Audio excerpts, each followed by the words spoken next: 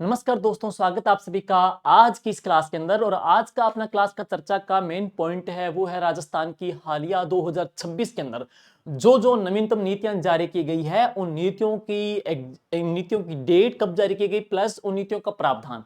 क्योंकि अभी आपने नोटिस भी किया होगा 2026 के अंदर काफी एग्जाम जो चर्चित या न्यूली एग्जाम कह सकते हैं, जैसे कि अभी एक तो जून के अंदर हुआ है 2026 में स्कूल लेक्चर के जो एग्जाम हुए, उसमें हर एग्जाम के अंदर एक प्रश्न कंफर्म या दो दो प्रश्न कंफर्म ही थे वो राजस्थान की नीतियों का। जैसे राजस्थान की AIML नीति का प्रश्न आ गया, राजस्थान की सेमीकंडक्टर नीति का प्रश्न आ गया, या इससे पहले अधीनस्थ बोर्ड का लैब असिस्टेंट की बात करेंगे, ज्योग्राफी का पेपर हुआ उसमें प्रश्न पूछा गया था, या इससे पहले SI के एग्जाम के अंदर Rajasthan aerospace and defence policy 2026 का प्रश्न पूछा गया। तो राजस्थान के नवीनतम जो एग्जाम अभी हो रहे हैं उसमें एक प्रश्न आना लाजमी है, वो है राजस्थान की नीतियां और उनके प्रावधान। और उम्मीद करेंगे ये जो क्लास आपकी पीछे की क्लासों की तरह बहुत ही शानदार साबित होगी। इस क्लास के अंदर हम राजस्थान सरकार DIPR के माध्यम से जो ऑफिशियली डेटा लिया है प्लस एग्जाम के अंदर उन नीतियों की डेट पूछ लेता है, उनका अनुमोदन कब किया गया, लॉन्च कब की गई, तो प्रभावी कब से हुई, कब तक वो लागू रहेगी, सारी जानकारी इस क्लास के माध्यम से पढ़ेंगे। और ये क्वेश्चन हम कह सकते हैं न केवल सेकंड ग्रेड बल्कि LDC एग्जाम, वनपाल एग्जाम, आगामी SI एग्जाम और इसके अलावा हम कह सकते हैं EOR और RS एग्जाम के लिए भी बहुत ही शानदार साबित होगी। तो चलिए शुरुआत करते हैं इस क्लास का सेशन।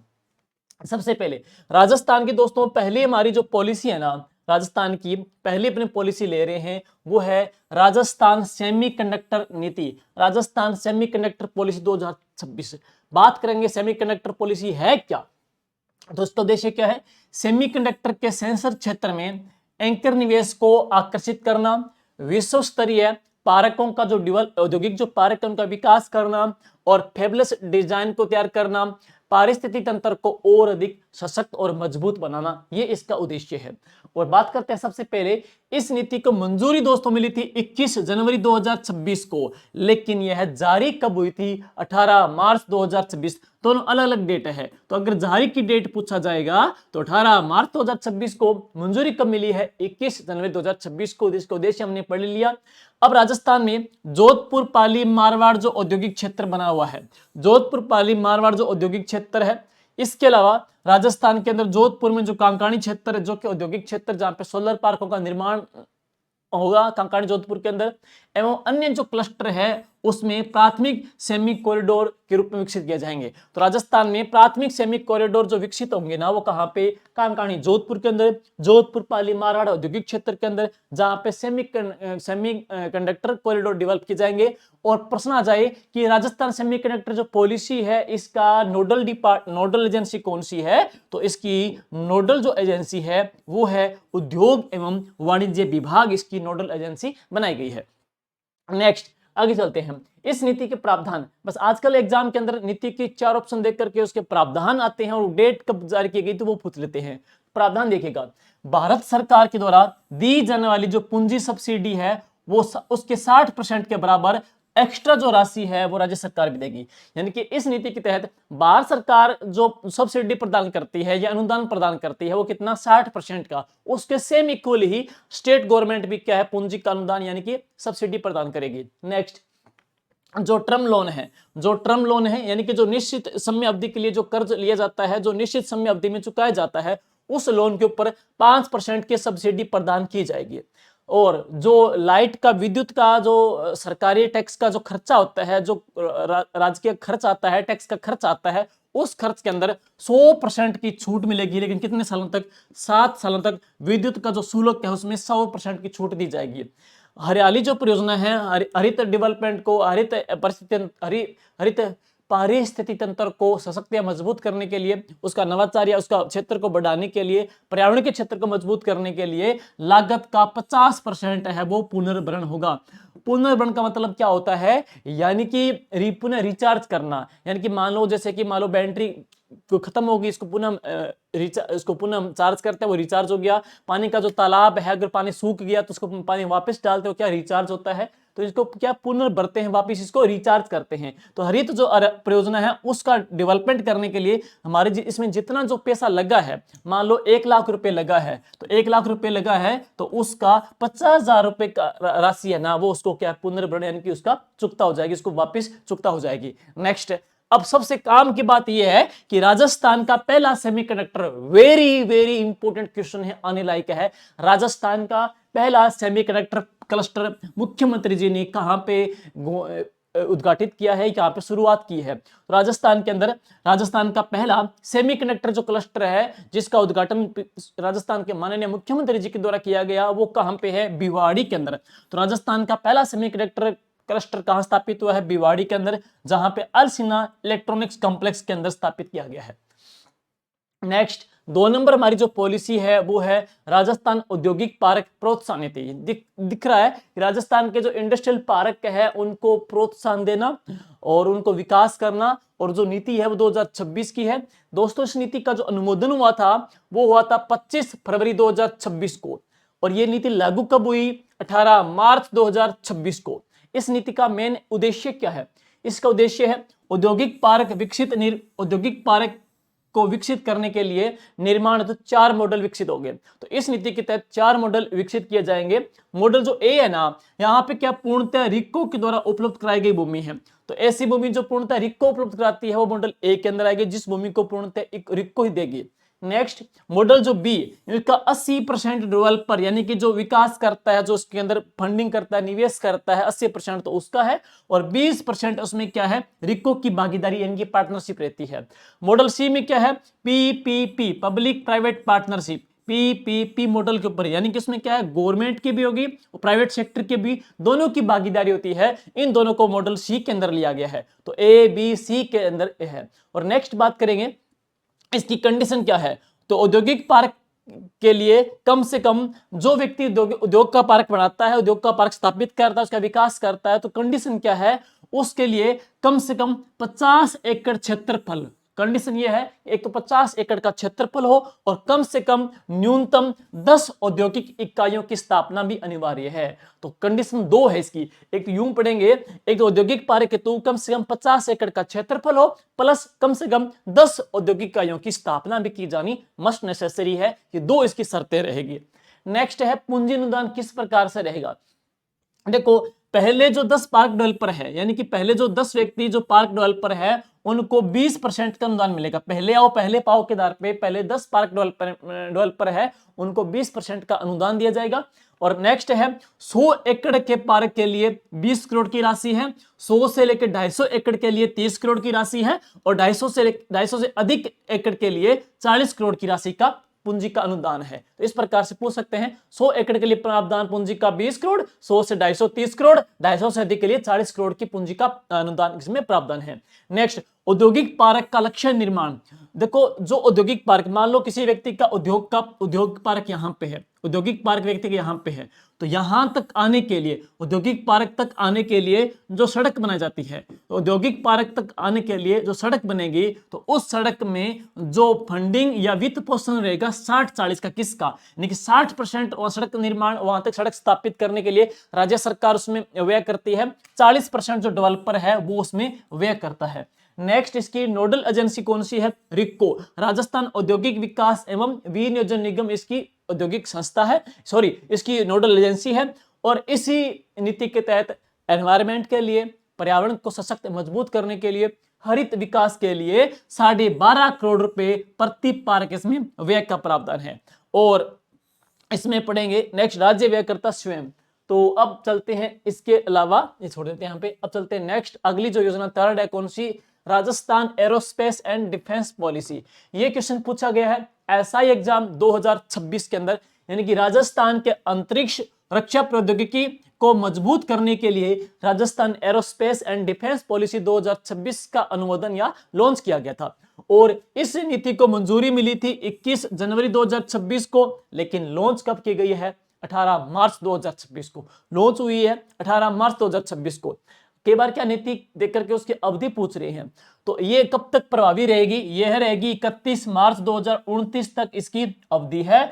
और इस नीति का इसमें एक ड्राफ्ट जोड़ लेना अलग से, मंजूरी के साथ लॉन्च, और ड्राफ्ट कब जारी किया गया इसका? 21 मार्च 2026 को। इस प्रकार से हम कह सकते हैं 3 प्रकार की डेट आ रही है, एक तो है 21 जनवरी 2026, एक 18 मार्च 26, एक 21 मार्च 2026।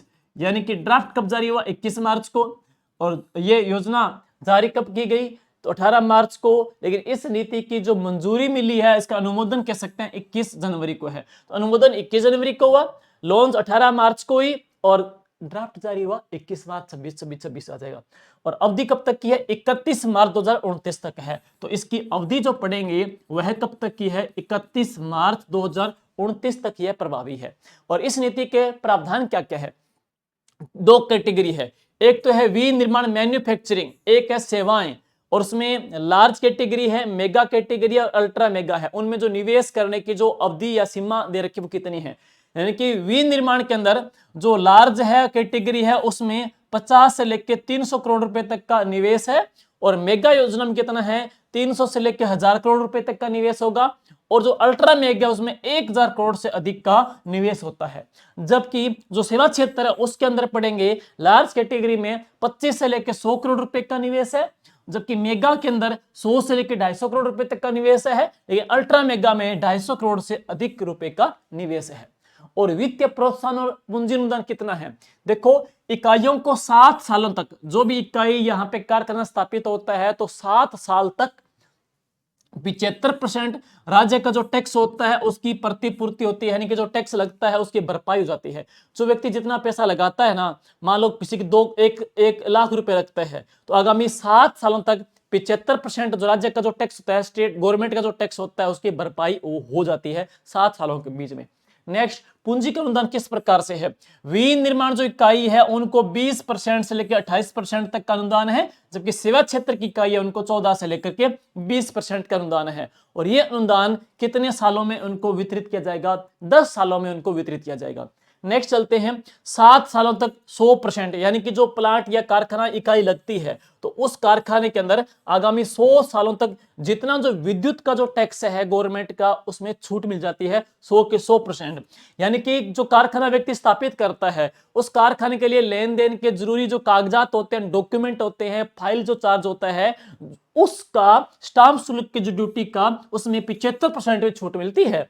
और मंडी शुल्क है, यानी कि उसमें जो लेन देन बिक्री कर का जो टैक्स होता है उसमें मंडी शुल्क के अंदर उनको 100% की छूट होती है। हम कह सकते हैं मंडी शुल्क में 100%, विद्युत में 100%, लेकिन यहां पर स्टाम्प जो ड्यूटी है उसमें कितनी है 75% की छूट होती है। विनिर्माण इकाइयां है उनको 20 से लेकर 28% तक पूंजी अनुदान है, लेकिन सेवा क्षेत्र की पड़ेंगे उनको 14 से लेकर के 20% का उसमें अनुदान है। और ये कितने सालों तक का है, आगामी 10 सालों तक है। तीसरी जो योजना है वो कौन सी है, राजस्थान युवा नीति, ये चौथी है। चौथी जो योजना है वो कौन सी है, राजस्थान युवा नीति, काफी चर्चित है, युवाओं को लेकर के सरकार काफी सजग भी है काफी, और ये नीति काफी चर्चित भी है, महत्वपूर्ण भी है। दोस्तों राजस्थान जो युवा नीति है ना, ये प्रश्न पूछ लिया गया है अभी फर्स्ट ग्रेड एग्जाम के अंदर, और ये नीति जारी कब हुई थी, 12 जनवरी 2026 को। 12 जनवरी 2026 को यह जारी की गई थी, और यह नीति 15 से लेकर के 29 साल तक के आयु वर्ग के, 15 से लेकर के 29 साल तक के आयु वर्ग के 2.25 से लेकर के 2.30 करोड़ युवाओं की क्षमताओं को विकसित करने हेतु एक प्रकार से रोड मैप तैयार करती है। एज फैक्टर पढ़ेंगे 15 से लेकर 29 वर्ष तक के युवाओं के लिए। राजस्थान में युवा वर्ग की बात करेंगे जो कि 15 से लेकर 29 वर्ष तक का है, वो राजस्थान के टोटल जनसंख्या का 27.2% रिप्रेजेंट करता है, 27.2% रिप्रेजेंट तैयार करता है, और उनके लिए यह एक प्रकार से रोड मैप का काम करेगी। नेक्स्ट, इस नीति के तहत राज्य सरकार क्या करेगी, राज्य सरकार स्वामी विवेकानंद मिशन प्रारंभ करेगी। तो राजस्थान सरकार इस नीति के तहत स्वामी विवेकानंद मिशन भी शुरू करेगी। नेक्स्ट, और इसी नीति के तहत राज्य स्तरीय एक कमेटी बनेगी, और उसके जो अध्यक्ष होंगे वो राजस्थान के खेल मंत्री होंगे, और राज्य स्तरीय राज्य फोर्स बनेगी, स्टेट फोर्स बनेगी, और स्टेट फोर्स के अंदर मुख्य सचिव, चीफ सेक्रेटरी से लेकर के मुख्य सचिव से लेकर के लेवल हाई पावर कमेटी बनेगी, तथा एक कोर कमेटी बनेगी। तो एक कोर कमेटी बनेगी, एक राज्य स्तरीय फोर्स बनेगी जिसमें मुख्य सचिव के लेवल तक के। नेक्स्ट है एक राज्य स्तरीय नीति का निर्धारण बनेगा, उसके अध्यक्ष कौन होंगे, राजस्थान के खेल मंत्री होंगे। नेक्स्ट, अगली जो योजना है, अगली जो नीति है वो कौन सी है, 5वीं, राजस्थान रोजगार नीति। युवाओं को रोजगार प्रदान के लिए राजस्थान सरकार ने रोजगार नीति लेकर के आई है, और इस नीति की बात करेंगे तो रोजगार सृजन एवं बेरोजगारी दर को 4.2% कम करना, यानी कि रोजगार नीति में हमारी जो बेरोजगारी है उसको 4.2% कम करना इसका मुख्य उद्देश्य है। और मार्च 2029 तक कुल 15 लाख रोजगार के अवसर पैदा करने का लक्ष्य है। तो इसको अच्छे से देख लेना। एक तो राजस्थान रोजगार नीति की बात करेंगे, जारी कब हुई, इस नीति की देखेंगे 2026 की नीति है। यह जारी कब हुई, 12 जनवरी 2026 को। तो यह 12 जनवरी 2026 को जारी की गई। दूसरी बात, इस नीति का टारगेट है राजस्थान की जो बेरोजगारी है उसको 4.2% कम करना। थर्ड बात, इस नीति का जो लक्ष्य है वो है कुल 15 लाख लोगों को, 15 लाख राजस्थान में रोजगार के अवसर पैदा करना। कब तक, मार्च 2029 तक करना। और नेक्स्ट, राजस्थान रोजगार नीति के कुल कितने पिलर या स्तंभ है, इसके कुल 4 स्तंभ है। 4 स्तंभ है। तो एक प्राथमिक क्षेत्र है, उसमें क्या, ग्रामीण अर्थव्यवस्था। द्वितीय क्षेत्र में विनिर्माण मैन्युफैक्चरिंग और हरित रोजगार इसमें मिलेगा। तृतीय क्षेत्र में सेवाएं हैं और सार्वजनिक क्षेत्र के अंदर क्या है, रोजगार का प्रावधान है। तो 4 इसके कुल स्तंभ है। आगे चलते हैं, छठी कौन सी है, प्रवासी राजस्थान नीति, NRR पॉलिसी 2025 की है, 2025 की। और इस नीति का अनुमोदन हुआ था 3 दिसंबर 2025 को, लेकिन यह योजना लागू कब हुई थी, 10 दिसंबर 2025 को। तो घोषणा कह सकते हैं 3 दिसंबर 25 को है, लागू कब हुई है, 10 दिसंबर 25 को। और इसकी जो नोडल एजेंसी है वो कौन सी है, राजस्थान फाउंडेशन। देखो बुक्स के लेकर के या नीतियों में जो जारी कब की गई, लॉन्च कब की गई, या इसके अलावा अनुमोदन कब किया गया, ड्राफ्ट कब किया गया, ये अलग अलग मिलता है क्योंकि बहुत सारी डेट अलग अलग दी होती है। एक तो यूं कहेंगे राजस्थान की इक्को सर्वे, एक सूजस का, दोनों अलग अलग मिलती है। दोनों के अंदर आप देख लेना, दोनों को कंपेयर, मैं दोनों को लेकर के चल रहा हूं। प्लस यहां पर उन नीति को अनुमोदन प्लस उन नीति की लॉन्च की डेट दोनों अलग अलग है। तो इस प्रकार से भी कई बार क्या है, कंफ्यूजन हो जाता है। तो सबसे पहले पढ़ेंगे नोडल एजेंसी कौन सी है, राजस्थान फाउंडेशन है। तो राजस्थान जो रोजगार नीति थी ना, रोजगार के 4 स्तंभ थे, रोजगार के 4 स्तंभ थे। नेक्स्ट है प्रवासी राजस्थानी जो नीति है, इस नीति में कुल कितने स्तंभ है, तो इस नीति के अंदर कितने स्तंभ है, 5 स्तंभ है। तो प्रवासी राजस्थान नीति में 5 स्तंभ, रोजगार में 4, राजस्थान में 5 स्तंभ है। 5 पढ़ेंगे, एसिलरेट यानी कि गति, दूसरा कौन सा है, ब्रिज, तीसरा है सेलिब्रेट, चौथा है ड्राइव और पांचवा कौन सा, एंश्योर। तो 5 इसके स्तंभ है। और इसी तर्ज पे राजस्थान में प्रवासी राजस्थान केंद्र की स्थापना कहां पे की गई है, मंडपम, जयपुर के अंदर मंडपम की गई है। और इसका प्रावधान NRR इन्वेस्टमेंट फैसिलिटेशन सेल स्थापित होगा। और प्रवासी राजस्थानी दिवस 10 दिसंबर था।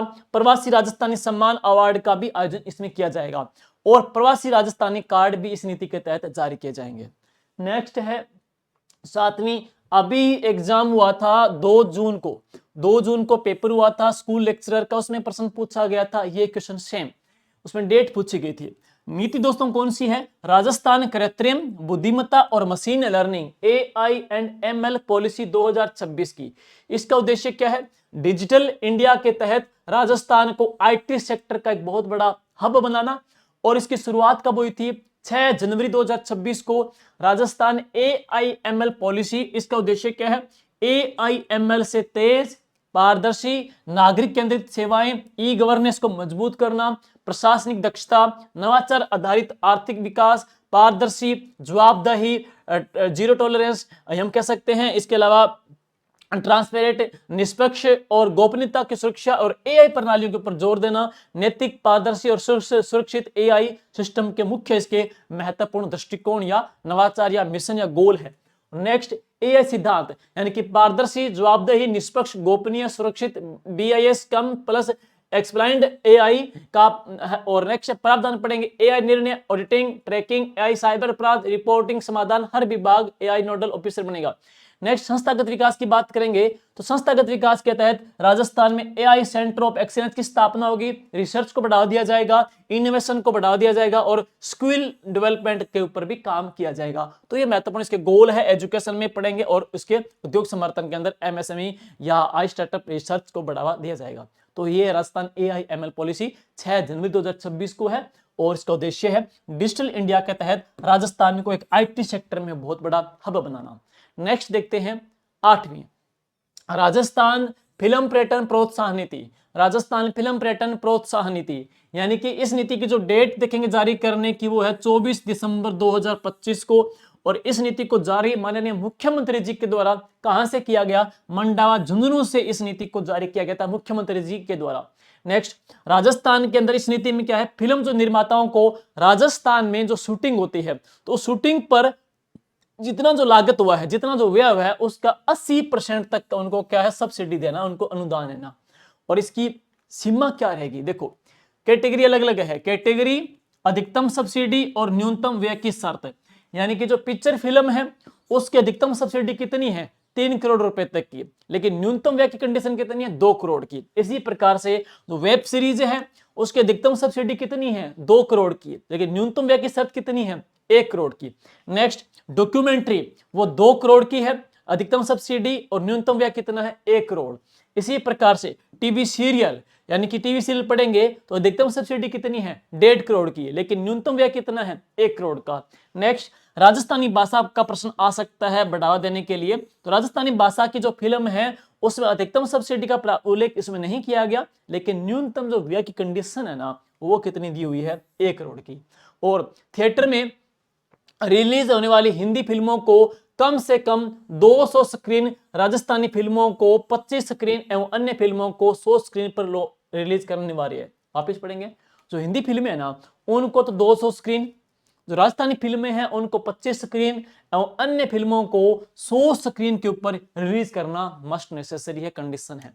पुरस्कार देखो, इंटरनेशनल पुरस्कार प्राप्त पिक्चर फिल्म को तो 1 करोड़ के पुरस्कार मिलेगा, लेकिन राष्ट्रीय जो पुरस्कार प्राप्त फिल्म है उसको 50 लाख रुपए की राशि दी जाएगी। तो ये है 8वीं। नेक्स्ट देखते हैं 9वीं, TOD पॉलिसी, यानी कि ट्रांजिट ओरिएंटेड डेवलपमेंट, जिसको बोलते हैं TOD नीति, TOD नीति। और यह नीति लागू हुई थी दिसंबर 2025 में। इसका उद्देश्य क्या है, सार्वजनिक परिवहन केंद्रों के समीप सघन, मिश्रित और उच्च घनत्व वाले क्षेत्रों का विकास करना, यानी कि निजी जो वाहन है उनकी निर्भरता को घटाना है, सार्वजनिक जो वाहन है, सार्वजनिक उनका उपयोग है उसको बढ़ावा देना। वर्तमान में ईंधन को बचाने को लेकर के माननीय प्रधानमंत्री जी के द्वारा, राज्य सरकार के द्वारा भी इसके ऊपर बल दिया जा रहा है, तो हो सकता है प्रश्न आ भी जाए। तो यहाँ बात करेंगे TOD जोन क्या है, इन स्टेशनों को नोड कहा जाएगा। TOD जो जोन है इनको क्या बोलते हैं, इनको नोड कहा जाएगा। और 800 मीटर दायरे को TOD जोन माना जाएगा। तो TOD जोन किसे मानेंगे, 800 मीटर के दायरे को। लाभ क्या है, निजी वाहनों के ऊपर निर्भरता घटेगी, एयर क्वालिटी जो इंडेक्स है वो सुधरेगा और ट्रैफिक जो जाम होता है वो भी कम होगा। TOD पॉलिसी जो कि दिसंबर 2025 में जारी की गई है। नेक्स्ट है अगली, राजस्थान पर्यटन नीति। अगली है राजस्थान पर्यटन नीति। इसका अनुमोदन दोस्तों हुआ था 7 दिसंबर 2025 को, 7 दिसंबर 2025 को अनुमोदन किया गया। और शुरुआत कब हुई, 10 दिसंबर 2025 को इसकी शुरुआत हुई है, 10 दिसंबर 2025 को। इसका नोडल विभाग कौन सा है, राजस्थान पर्यटन विभाग इसको नोडल बनाया गया है। तो नोडल दिख रहा है, राजस्थान पर्यटन नीति है तो नोडल कौन सा, राजस्थान पर्यटन विभाग नोडल आ जाएगा। अनुमोदन हुआ 7 दिसंबर 25 को, लागू हुई है 10 दिसंबर 2025 को, हम कह सकते हैं शुभारंभ हुई है। प्रावधान क्या है, राज्य वार्षिक पर्यटन पुरस्कार शुरू है। इस नीति के तहत राज्य सरकार हर साल एक वार्षिक पर्यटन पुरस्कार भी राजस्थान सरकार ने शुरू किया है। और मॉडल पर्यटन प्रशिक्षण एवं कौशल केंद्र स्थापित होंगे। तो राजस्थान में पर्यटन के प्रशिक्षण और स्किल डेवलपमेंट के अंदर भी शुरू सरकार करेगी। और 10 राजस्थान के जो पर्यटन के स्थल हैं उनको आइकॉनिक टूरिस्ट डेस्टिनेशन विकसित होगी। जैसे राजस्थान के मेन में टॉप के जो 10 पर्यटन स्थल है, जैसे मान लो जग मंदिर आ गया, जैसे मान लो कोई जोधपुर का जसवंतगढ़ आ गया, ऐसे कोई 10 मान लो, राजस्थान के 10 जो टॉप टूरिस्ट स्थल है उनको आइकॉनिक डेस्टिनेशन स्थल के रूप में उनको डेवलप किया जाएगा।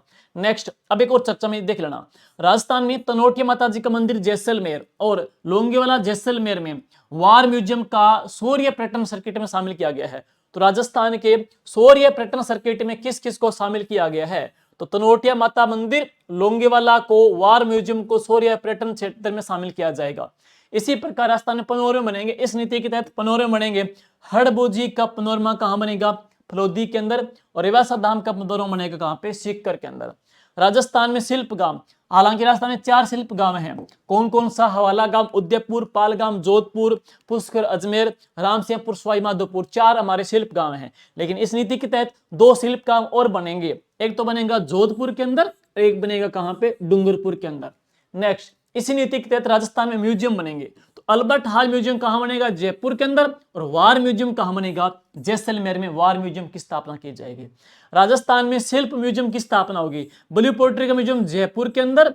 मिनिएचर आर्ट बनेंगे कोटा और उदयपुर दोनों जिले के अंदर। और लकड़ी का जो म्यूजियम बनेगा बांसवाड़ा और जोधपुर के अंदर। और पिछवाही का जो म्यूजियम राजस्थान में बनाया जाएगा कहां पे? नाथद्वारा के अंदर।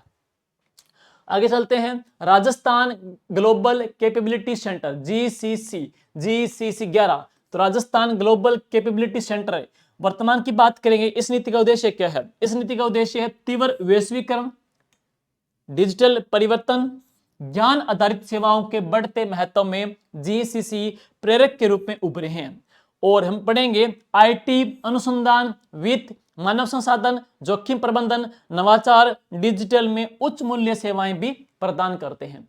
और राजस्थान ग्लोबल कैपेबिलिटी जो सेंटर जीसीसी की जो बात करेंगे, तो यह नीति अधिसूचित हुई थी 27 नवंबर 2025 को। इसकी थीम पूछ सकते हैं, कनेक्ट, कोलैबोरेट और कंट्रीब्यूट। थीम है कनेक्ट, कोलैबोरेट और कंट्रीब्यूट इसकी थीम है।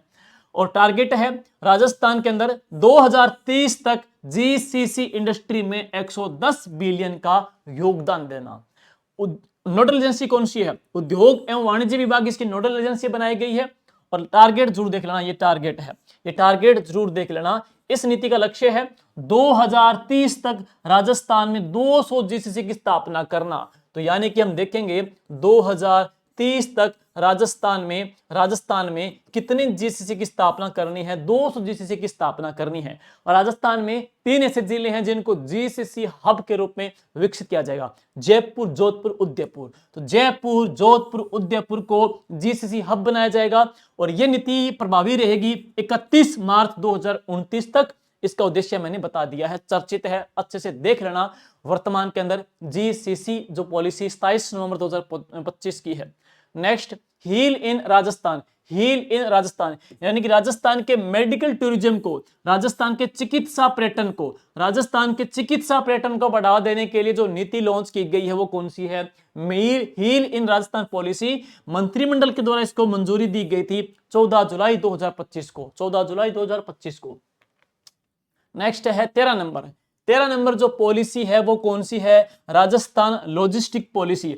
लॉजिस्टिक का मतलब होता है, मान लो कोई भी सामान है या जो सेवा या होती है जिसका निर्माण जहां से होता है, उसके निर्माण से लेकर के अंतिम उपभोक्ता या जो उपयोग करता है उस तक सेफ तरीके से और अच्छे तरीके से कुशल वाहन तक उसको पहुंच करवाना। यानी कि निर्माण से लेकर के अंतिम जो यूजर होता है, उपभोक्ता होता है, यूज करता होता है, उस तक सही तरीके से, सेफ तरीके से उसको पहुंच करवाना है, वो है लॉजिस्टिक। और राजस्थान लॉजिस्टिक जो पॉलिसी है 2025 की, ये पढ़ेंगे। इस नीति की जो अवधि है वो 31 मार्च 2029 की। और इसका नोडल डिपार्टमेंट कौन सा है? उद्योग एवं वाणिज्य विभाग। इसमें पूंजी अनुदान क्या है? 25% का पूंजी अनुदान 10 सालों में वार्षिक वितरण होगा। सीमा कितनी है? 5 से लेकर 50 करोड़ तक की वार्षिक। ब्याज का अनुदान कितना है? 7% की ब्याज दर लगेगी और 7 सालों तक लगेगी, लेकिन अधिकतम कितना? 50 लाख रुपए प्रति वर्ष।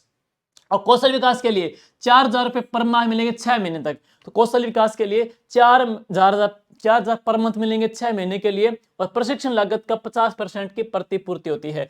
प्रतिपूर्ति मतलब जो जितना खर्चा लगता है, जैसे मान लो किसी का 50,000 लगता है तो उसकी भरपाई कर देता है, जो जितनी लागत होती है उसकी वापिस उसकी पूर्ति हो जाती है, उसको प्रतिपूर्ति कहते हैं। स्टाम्प जो ड्यूटी है उसमें 75% की छूट मिलती है कागजी लेन देन के अंदर, जो भी कागजी कार्रवाई में पैसे लगते हैं। 25% का प्रतिपूर्ति विद्युत छूट के अंदर है। तो विद्युत छूट के अंदर तो क्या है? विद्युत छूट के अंदर तो क्या 100% की छूट है। विद्युत छूट है उसमें 100% की छूट है, 7 सालों तक है। स्टाम्प ड्यूटी में 75% की छूट है और 25% की प्रतिपूर्ति है दोनों के अंदर। और पर्यावरण डेवलपमेंट के तहत, हरित प्रोत्साहन के तहत पर्यावरण परियोजनाओं का 50% या फिर 12.5 करोड़ रुपए तक का अनुदान इसके अंदर मिलता है। तो और अगली है Rajasthan data centre policy. Rajasthan data centre policy, ये पॉलिसी 19 फरवरी 2025 को जारी की गई थी। और इस पॉलिसी की बात करूंगा तो 100 करोड़ से अधिक निवेश को बढ़ावा देना, प्लस 3 डेटा सेंटर को 25% तक अतिरिक्त सनराइज इंसेंटिव ग्रुप विकसित करना। और इस नीति के तहत हम बात करेंगे 5 वर्ष हेतु 5% ब्याज सब्सिडी मिलती है। 5 सालों के लिए 5% की ब्याज सब्सिडी प्रदान की जाती है और इसमें परिवहन शुल्क का कितना है 100% की छूट है। तो परिवहन शुल्क की 100% की छूट है। नेक्स्ट है राजस्थान सूक्ष्म लघु उद्योग नीति MSME और ये नीति 8 दिसंबर 2024 से लेकर के 31 मार्च 2029 तक प्रभावी है और इसकी नीति के तहत पढ़ेंगे ऋण के ऊपर ब्याज सब्सिडी 50 करोड़ ऋण के ऊपर ब्याज सब्सिडी चयनित इकाइयों को 2% की अतिरिक्त मिलती है और इक्विटी पूंजी सहायता लघु एवं मध्यम उद्यमों को 15 लाख की एक मुश्त सहायता मिलती है। और अगली जो पॉलिसी आती है वो कौन सी है, राजस्थान व्यापार संवर्धन नीति, राजस्थान ट्रेड प्रमोशन पॉलिसी 2025। ये नीति लागू हुई थी 7 दिसंबर 2025 को।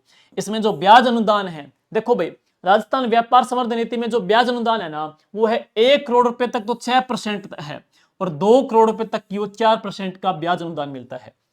क्रेडिट गारंटी सहायता कितनी है, 5 करोड़ तक के ऋण के ऊपर देय गारंटी की 50% प्रतिपूर्ति 5 वर्ष साल के लिए मिलती है और बीमा प्रीमियम प्रतिपूर्ति की बात करेंगे 50 प्रति वर्ष 50% है 1 लाख रुपए तक के लिए और 1 लाख रुपए की और 5 साल तक के लिए। नेक्स्ट ई कॉमर्स प्रोत्साहन प्रति वर्ष पढ़ेंगे 50,000 तक की ई कॉमर्स प्लेटफॉर्म शुल्क की 75% की प्रतिपूर्ति है और नोट विशेष कैटेगरी की जो महिला जो कि SC ST या दिव्यांग के लिए 1% का अतिरिक्त इसमें प्रोत्साहन होता है जो कि 1 से लेकर के 2 करोड़ तक का। नेक्स्ट इसके बाद अगली है वस्त्र एवं परिधान नीति। वस्त्र एवं परिधान नीति यह नीति लागू हुई थी 13 फरवरी 2025 को। इस नीति के तहत पूंजी आवंटन और प्रोत्साहन मिलता है 10 सालों के लिए। स्टाम्प जो शुल्क है उसमें 75% की छूट है, स्टाम्प शुल्क में 75% की छूट है और उसमें जो रजिस्ट्रेशन की प्रोसेसिंग होती है उसकी 25% की प्रतिपूर्ति उनको हो जाती है, भरपाई हो जाती है। नेक्स्ट विद्युत शुल्क की छूट 100% की छूट है 7 सालों तक के लिए और भूमि उपयोग परिवर्तन की जो छूट है वो 75% की छूट है, उसमें 25% की प्रतिपूर्ति है। और अब इसके बाद हमने सारी पढ़ ली है लगभग। एक है वन डिस्ट्रिक्ट वन प्रोडक्ट, ये नीति आई थी 8 दिसंबर 2024 की, 8 दिसंबर 2024 की। और नेक्स्ट है अभी सेकंड ग्रेड एग्जाम के लिए कंप्लीट सब्जेक्ट के जैसे 5 टेस्ट हैं। 7 जून को जो टेस्ट होगा उसमें भारत की और वर्ल्ड की और भारत की इकोनॉमी के समग्र 100 क्वेश्चन जो वर्तमान में आरपीसी पूछ रही है उस पैटर्न का कंप्लीट एक पेपर है पूरी जियोग्राफी का 7 जून को। टेस्ट जो 2 होगा वो 14 जून को कंप्लीट राजस्थान का जी के हिस्ट्री कल्चर जियोग्राफी का होगा 100 क्वेश्चन का। फिर आपका टेस्ट नंबर 3 21 जून को कंप्लीट पॉलिटी का, स्टेट पॉलिटी और इंडिया पॉलिटी दोनों का यहाँ पे मिश्रण। टेस्ट नंबर जो 4 है कंप्लीट साइकोलॉजी का टेस्ट रहेगा और टेस्ट जो 5वां है वो कंप्लीट करंट अफेयर का टेस्ट रहेगा। 5 टेस्ट के माध्यम से सारे टॉप हाईलाइटेड जो क्वेश्चन है आपके इसमें निकल जाएंगे। और इसके अलावा करंट की स्पेशली सेकंड ग्रेड एग्जाम या राजस्थान सत्तर की जितनी जो एग्जाम है पीटीआई वगैरह हो गया, पीटीआई हो गया, एलडीसी हो गया, वनपाल हो गया, उनके लिए करंट की मार्केट में बुक आपकी आ चुकी है मई तक की। जनवरी से लेकर मई तक की ये जो किताब है उसमें समग्र राजस्थान का सोजस का और करंट का जो सार है उसमें पिरोया गया है। उम्मीद करते हैं ये प्रयास आपके लिए बहुत ही सार्थक और कामयाब साबित होंगे। मिलते हैं नेक्स्ट क्लास के साथ बेहतरीन और शानदार और जानदार कंटेंट के साथ। Thank you.